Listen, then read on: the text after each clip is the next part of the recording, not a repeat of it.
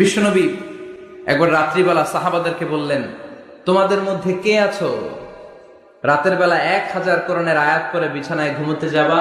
হাত তোলো। কেউ হাত তোলে না। ওমি 1000 আয়াত কি বাড়ির কাছের কথা? কথা বলেন। বিশ্বনবী বললেন, কে আছো তোমাদের মধ্যে রাত্রিবেলায় বিছানায় ঘুমোতে যাওয়ার আগে 1000 কোরআনে কারীমের আয়াত তেলাওয়াত করে ঘুমাতে যাবা? দাঁড়াও। কোন সাহাবী দাঁড়ায় না।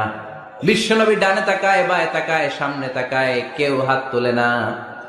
বিশ্বনবী বললেন, ও সাহাবারা, এবার বলো তোমাদের মধ্যে কে কে আছো সূরাতুত তাকাসুর পরে রাত্রে বিছানায় ঘুমোতে যেতে পারবা? এবার সব হাত উঠে গেছে। সুবহানাল্লাহ পড়েন। বিশ্বনবী বললেন, তোমাদের মধ্যে যদি কেউ রাত্রিবেলা একবার সূরাতুত তাকাসুর তেলাওয়াত করে বিছানায় ঘুমোতে যাও, আমল নামায় 1000 আয়াত তেলাওয়াতের সওয়াব দিয়ে দিবে কে?